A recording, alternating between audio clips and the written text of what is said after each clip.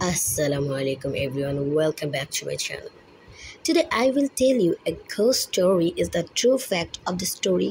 Let's start it. রাতের অন্ধকারে রাহুল, মিনা, তানিয়া আর অদিত্য শহরের একটি পুরনো পরিত্যক্ত বাড়িতে যায়।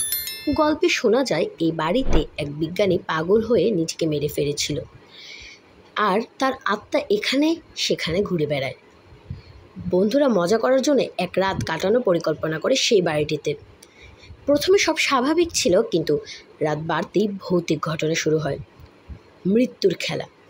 মিনা হঠাৎ অদৃশ্য হয়ে যায়।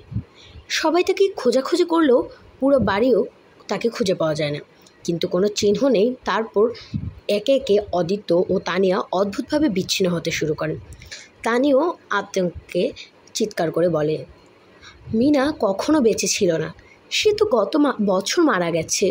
রাহুল হতবাক হয়ে বুঝতে পারে তারা এমন কারো সঙ্গে এসেছে যার অস্তিত্ব নেই।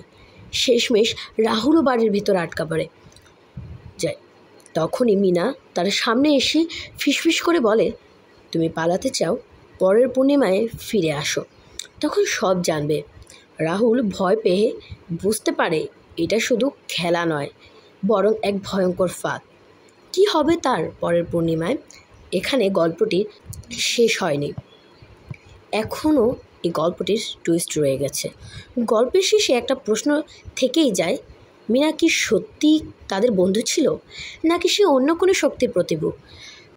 রাহুল কি সত্যি পালাতে পারবে, নাকি পূর্ণিমার রাত তাদের জন্য আরও ভয়ঙ্কর ফাঁদ তৈরি করবে?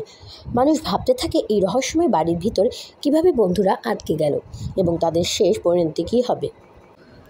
এই বলে আজকের গল্পটি শেষ করলাম। পরবর্তীতে কী হবে রাহুলের সাথে তা জানতে অবশ্যই আমার চ্যানেলটিকে সাবস্ক্রাইব করে রাখবেন এবং লাইক, শেয়ার, কমেন্ট করবেন। আল্লাহ হাফেজ। The end. Thanks for watching. See you next time. Bye by.